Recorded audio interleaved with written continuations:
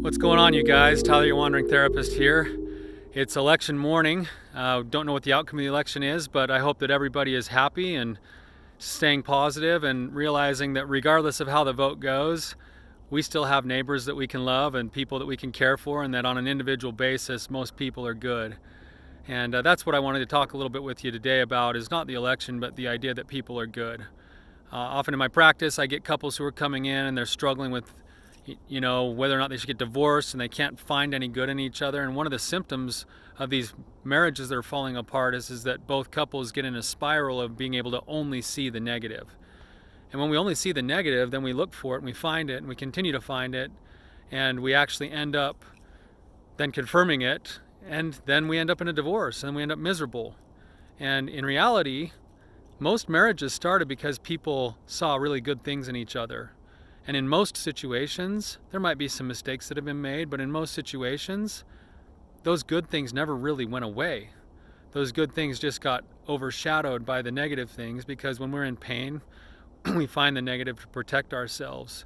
And I think you see that in the way the election gets handled, and the way the media handles things as well. They love to thrive on the negativity and the drama because then they get people to watch. But in reality, people are usually generally really good. And I firmly believe that most people are good. I wanted to talk about that goodness for a minute and just spend a little time today expressing some gratitude for the good people in my life. And I wanted to just share just a couple of stories with that. The first one is that a couple weeks ago, my two oldest daughters were able to go down into southern Utah and run in the state cross-country meet. And it was a weird mix of things, because there was a mixed outcome for my daughters, where one of them performed overly well and had a new personal record and she was ecstatic, and the other one didn't quite meet the standards that she thought she should meet, and she was kind of sad about it. And there was an effect on that. But what really shone through to me down there is the beauty of what those events bring out in the spirit of people. Watching the athletes fully give their all and just give with full purpose of heart is one of my favorite things in the world. And then watching those same athletes turn around to their competitors and help pick them up when they'd fallen after the finish line, or give them hugs and congratulate them afterwards, and to watch the spirit of the human being, those athletes, where competition is competition, and yet they can still treat each other with dignity and respect. We also were fortunate enough to have people who care about my daughters make significantly long trips. We have a coach named Jeremy who drove all the way from Colorado to watch 20 minutes of a race for my daughters. And how grateful I am that people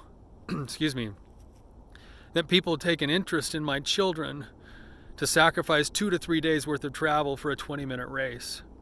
To have family members drive 4 hours for a 20-minute race, and then to be so ecstatic and so supportive and so loving to my daughters, who were giving everything that they had.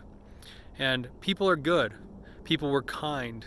Even the competitors in different schools against each other were kind with each other. And it was a real treat to watch that. Fast forward a week or two, and I have a cousin. I'm going to throw out a shameless plug. His name's Jeff Ludlow, and he is the owner of Anna Dental in Texas. And I just got to tell you guys right now that if you live anywhere close to Texas, or even with airfare the way it is right now, that Anna Dental is the best dental office I've ever been to. And I've got to tell you, I have been to a lot of dentist office because I broke out some teeth when I was on my LDS mission when I was a 19-year-old kid. And since then, I've had lots of time in the dentist chair with lots of different dentists. I've never been to a better dentist than my cousin Jeff at Anna Dental in Texas. He treats you with respect. He treats you with kindness. He's fair. And the work he does is absolutely phenomenal, state of the art. So, Jeff, I love you, man. Sorry, I know you didn't even want anyone to know about this because that's the kind of guy you are, but I had to say something. And I flew into Texas. My cousin took a whole Saturday on Halloween Day away from his family to work on my mouth. And just the goodness of people shone through for me. Just the thought that people like my cousin Jeff would be willing to share his talents. And I would bet that if every one of us looked around in our relationship, if we looked around at the people in our own lives right now, even some of the people that we might view negatively, if we really looked for the good, we'd be able to find it. And I'm convinced that if we found that good, it would increase our love and appreciation for those individuals, and ultimately, it would increase our own personal happiness and joy in life. we spend way too much time focused on the negative. And that negative only feeds more negative, and then we find ourselves bitter and angry and depressed.